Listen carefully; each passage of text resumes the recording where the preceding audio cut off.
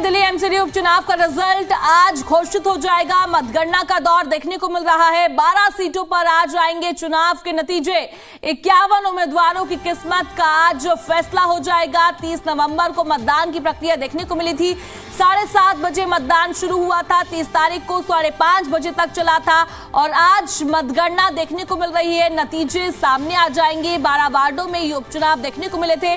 पहले की बात की जाए तो 9 जो थी वो बीजेपी के खेमे में थी, 3 आम आदमी पार्टी के खेमे में थी और अब इस चुनाव में देखने वाली बात होगी कितनी सीटें किसके खेमे में जाती हुई नजर आएंगी।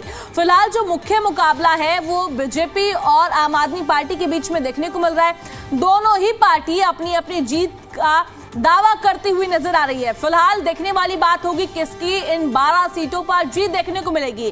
फिलहाल मतगणना का दौर जारी है और अब धीरे धीरे रुझान आने शुरू हो जाएंगे। फिर देखने वाली बात होगी कि किसके खेमे में कितनी सीटें जाती हैं। जी दिल्ली एनसीआर हरियाणा सबसे तेज नतीजे आपको दिखा रहा है। हमारे साथ बने रहिए और जानिए कि ये जो 12 वार्डों में उपचुनाव हुए हैं कितनी सीटें किसके खेमे में हैं। जैसे जैसे समय आगे बढ़ेगा वैसे वैसे ये नतीजे जो है साफ होते हुए नजर आएंगे। फिलहाल अभी मतगणना का दौर शुरू हुआ है। 8 बजे के करीब काउंटिंग शुरू हुई है और अभी काउंटिंग देखने को मिल रही है।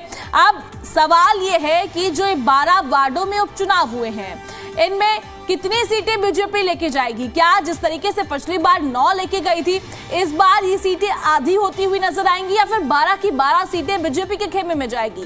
क्योंकि भारतीय जनता पार्टी की तरफ से दावा किया जा रहा है कि 12 की 12 वार्डों में उनकी जीत होनी है। वहीं आम आदमी पार्टी की तरफ से कहा जा रहा है कि बीजेपी ने कोई कार्य नहीं किया है और जिस तरीके से उनकी तरफ से कोई काम नहीं किया गया है इसलिए अब आम आदमी पार्टी जो है 12 वार्डों में आने वाली है।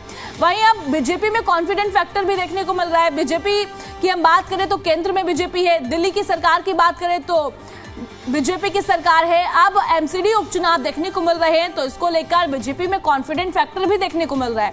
अब देखने वाली बात होगी हालांकि नतीजे क्या होंगे। वहीं आम आदमी पार्टी की तरफ से ये कहा जा रहा है जब से दिल्ली की मुख्यमंत्री रेखा गुप्ता बनी है कुछ महीनों का कार्यकाल रहा है, इनकी तरफ से काम नहीं किए गए हैं जिससे जनता परेशान हो गई है और अब आप देखिएगा एमसीडी उपचुनाव में आम आदमी पार्टी की सरकार आ जाएगी। अब देखने वाली बात होगी क्या कुछ नतीजे देखने को मिलते हैं। फिलहाल मतगणना शुरू हो गई है। मतगणना का दौर देखने को मिल रहा है। ये एमसीडी उपचुनाव 30 तारीख को हुआ था। 7:30 बजे मतदान की प्रक्रिया शुरू हुई थी जो कि शाम 5:30 बजे तक चली थी और अब ये मतगणना देखने को मिल रही है। 8 बजे से मतगणना शुरू हो गई है। अब धीरे धीरे गिनती की जाएगी और जैसे जैसे समय आगे बढ़ेगा वैसे वैसे नतीजे क्लियर होते हुए नजर आएंगे। ये लगातार हम अपडेट आप तक पहुंचा रहे हैं एमसीडी उपचुनाव को लेकर। जी दिल्ली एनसीआर हरियाणा ये सभी नतीजे आप तक पहुंचाएगा और अब एमसीडी उपचुनाव को लेकर धड़कनें भी बढ़ते हुए नजर आ रही है। सभी प्रत्याशियों में आखिर किसकी जीत देखने को मिलेगी और इस खबर पर हमारे साथ ज्यादा बातचीत के लिए हमारी संवाददाता तान्या और साथ ही संजय वर्मा और नीरज जुड़ गए हैं। सबसे पहले मैं तान्या आपके पास आना चाहूंगी। तान्या, फिलहाल जिस तरीके से आज मतगणना का दौर है और काउंटिंग शुरू हो गई है, फिलहाल क्या माहौल लग रहा है? हालांकि अभी तो 8 बजे शुरू ही हुई है। जी तान्या। जी देखिए, बस अभी टाइम हुआ है, काउंटिंग शुरू हुई है। बस कुछ ही देर में उम्मीद है 11-12 बजे तक कुछ हद तक इमेज क्लियर हो जाएगी क्योंकि रुझान आने अच्छे से शुरू हो जाएंगे। जैसा कि बीजेपी का दावा है कि 12 की 12 सीटों पे वो लोग जीत रहे हैं तो वहीं आम आदमी पार्टी का दावा है कि मैक्सिमम सीटें उनके खेमे में आने वाली है। तो जैसे जैसे रुझान आने शुरू होंगे थोड़ी इमेज और क्लियर हो जाएगी, थोड़ा हमें साफ दिखने लगेगा कि कौन जीत रहा है इन 12 सीटों पे जो उपचुनाव 30 तारीख को हुए थे। शाम तक उम्मीद है कि 12 बजे के बाद थोड़ी जब पिक्चर क्लियर हो जाएगी तो जश्न मनाने की भी तैयारियां कर रखी है दोनों पार्टियों ने। खास तौर से हमने टक्कर देखी है बीजेपी और आम आदमी पार्टी के बीच क्योंकि दोनों ने दावा किया और खास तौर से बीजेपी के लिए चैलेंज भी था क्योंकि राज्य में उनकी सरकार है तो उनका दावा है कि 9 तो उनको लानी ही है, वो उनके लिए चैलेंज है। पर वो डे 1 से दावा कर रहे हैं कि 12 की 12 सीटें हम लेकर आएंगे। तो वहीं आम आदमी पार्टी पूरी तैयारी करी हुई, उन्होंने कमर कस ली और वो इस कोशिश में लगे हुए हैं कि पिछली बार इन 12 में से सिर्फ 3 सीटें उनके पास थी तो उनको 3 से और ज़्यादा लेकर आनी है ताकि एमसीडी में उनके आंकड़े बढ़ जाएं। तो दोनों पार्टियों ने बहुत जोर शोर से प्रचार भी किया, जहां उनके सारे दिग्गज नेता, यहाँ तक कि भाजपा से मुख्यमंत्री भी खुद मैदान में उतरी, उन्होंने खुद प्रत्याशियों के लिए प्रचार किया, रोड शो निकाले। तो दोनों पार्टियों ने काफी जोर शोर से प्रचार किया है और दोनों का दावा है कि वो मैक्सिमम सीटें जीत रहे हैं। तो जैसे जैसे 12 बजेंगे, 12-1 बजे तक हम ऐसा अनुमान लगा रहे हैं कि रुझान आ जाएंगे तो कुछ हद तक एक पिक्चर बन जाएगी कि दोनों में से कौन ज्यादा सीटें जीत रहा है। और जश्न मनाने की तैयारियां भी दोनों पार्टी कर रही हैं धीरे धीरे, और जैसे जैसे हमें पता चलेगा हम आपको रुझान बताते रहेंगे। ठीक है तानिया, हमारे साथ संजय भी जुड़े हुए हैं। संजय देखिए, आप ग्राउंड पर मौजूद रहते हैं, मैं आपसे जानना चाहूंगी जिस तरीके से अगर हम पिछला चुनाव देखिए तो 9 और 3 का फैक्टर देखने को मिला था, 9 बीजेपी और 3 आम आदमी पार्टी। तो फिलहाल आपको क्या लग रहा है, क्या बीजेपी 9 से ऊपर लेती हुई नजर आएगी या 50-50 देखने को मिलेगा? जी देखिए, यही सबसे बड़ी बात है कि आखिर जो उपचुनाव हुआ है उसमें क्योंकि दोनों ही तरफ से अपने अपने दावे किए जा रहे हैं। जहां भारतीय जनता पार्टी एक तरफ से दावा करे कि वो 12 की 12 सीटों पर चुनाव जीतेगी, वहीं पर आम आदमी पार्टी भी दावा कर रही है कि अधिक से अधिक सीटें जीतेगी। लेकिन सबसे बड़ी चुनौती यह है, देखिए दिल्ली सरकार, क्योंकि दिल्ली की मुख्यमंत्री रेखा गुप्ता के कामकाज पर मोहर लगती है या आम आदमी पार्टी के जो उन्होंने चुनावों में वादे किए उन पर मोहर लगती है, तो जनता ने अपना मत तो दे दिया। अब थोड़ी देर बाद जैसे जैसे काउंटिंग शुरू होगी उसके बाद पता चलेगा कि आखिर पूरी स्थिति जो है वो साफ होती हुई नजर आएगी कि आखिर जो दावे किए जा रहे हैं उसमें कितनी सच्चाई है, क्योंकि मतपेटियां खुल गई है और धीरे धीरे जब रिजल्ट आएगा तो उसका अब पता चल पाएगा कि आखिर दोनों के दावों में कितना दम है। तो सबसे बड़ी बात है कि दोनों ने अपनी पार्टी और बीजेपी की बात करें तो हालांकि कांग्रेस भी इसमें मैदान में थी और कांग्रेस भी लगातार कोशिश कर रही थी कि कहीं ना कहीं कोई सीट जीत सके, लेकिन जो मेन मुकाबला था वो बीजेपी और आम आदमी पार्टी के बीच में है और दोनों ने अपने अपने दावे किए।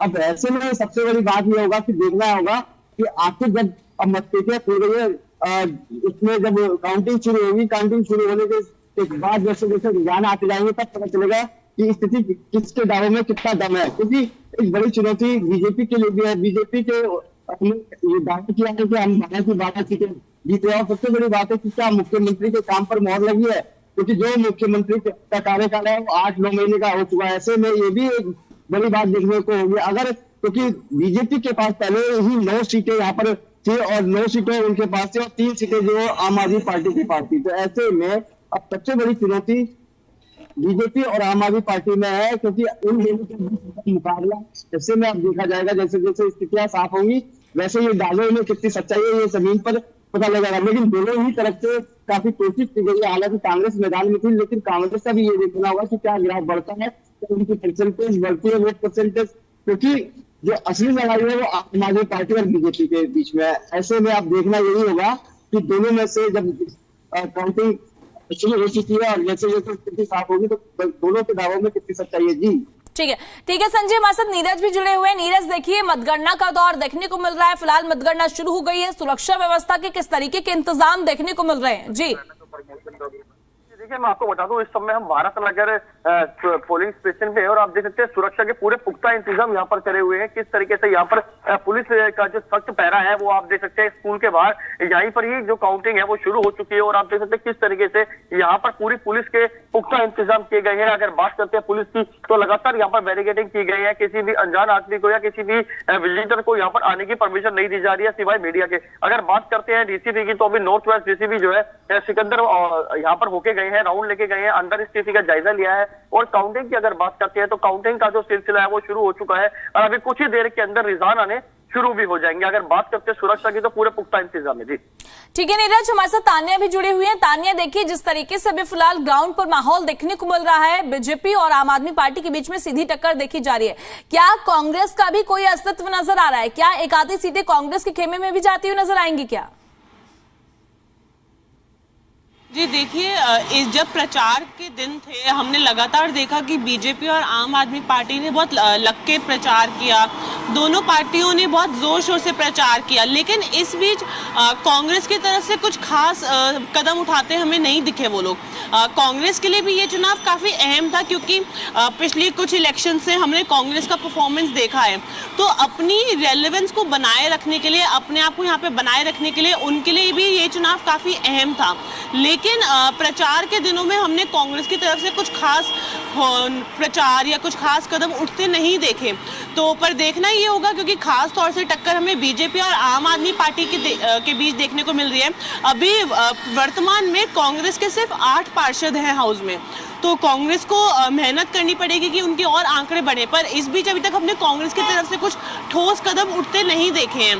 तो वहीं बीजेपी और आम आदमी पार्टी के बीच लगातार हमने देखा है कि टक्कर की लड़ाई रही है और दोनों ने जोर शोर से बढ़ चढ़ के काफी प्रचार भी किया है और दोनों पार्टियां दावा कर रही है कि मैक्सिमम सीटें आज उनके खेमे में आने वाली हैं।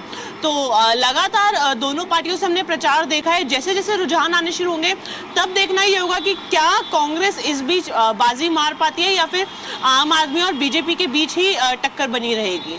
ठीक है तानिया, नीरज भी जुड़े हुए हैं। नीरज देखिए, मैं आपसे जानना चाहूंगी, फिलहाल आप ग्राउंड पर मौजूद हैं, अगर पॉसिबल हो तो मौजूदा लोगों से आप बातचीत कर सको तो आप करिए और जानिए अभी फिलहाल क्या माहौल देखने को मिल रहा है।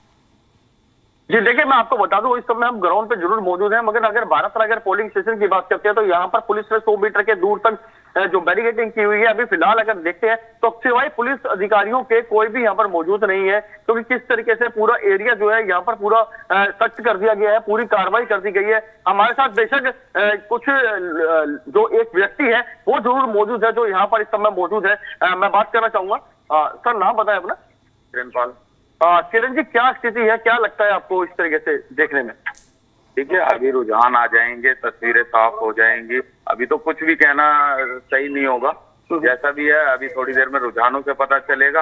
अब लोगों ने किसके सर ताज बांधने का सोचा है ये तो आप कुछ देर में पता चलेगा। देखिए, दोनों पार्टियां हैं, अपने अपने दावे कर रही हैं कि हम इतनी सीट ले जाएंगे, 12 की 12 सीटें बीजेपी ले जाएगी, आम आदमी पार्टी ले जाएगी। उसमें क्या लगता है आपको, किस तरीके से, क्योंकि कहीं ना कहीं बहुत कुछ इस जो मतदान हुआ है, उपचुनाव हुआ, इस पर देखने को मिला। देखिए, सभी अपने अपने दावेदारों को जिताने का जो भी समर्थक है वो अपने लोगों के लिए कि हम ही जीत रहे हैं, पर जो दिल्ली की जनता है वो ये देखेगी कि निगम में किसकी सरकार बनी हुई है। ये हो सकता है इस बार बीजेपी फिर दोबारा इन 12 सीटों पे काबिज हो जाए, परंतु हम यहाँ पर आम आदमी पार्टी को भी कम नहीं आंक सकते हैं। लगातार दिल्ली के अंदर इस समय राष्ट्रीय पार्टी बन के उभरी है और अक्सर कई बार आप इस तरीके के झटके दे देती है कि जो कभी पता भी नहीं चलते कि इस तरीके का नतीजा भी आ सकता है। देखिए, मैं आपको एक बार और पूछना चाहूंगा किस तरीके से, क्योंकि आज अगर बात करते हैं मुद्दे की तो पोल्यूशन बड़ा मुद्दा है फिलहाल जो कंडीशन में चल रहा है, तो जनता जो है काफी त्रस्त भी है इससे। तो क्या कहना चाहेंगे, क्या ये अगर आम आदमी पार्टी को सीटें निकालती है तो बीजेपी को नुकसान होता है, तो क्या पोल्यूशन एक बड़ा मुद्दा बन सकता है?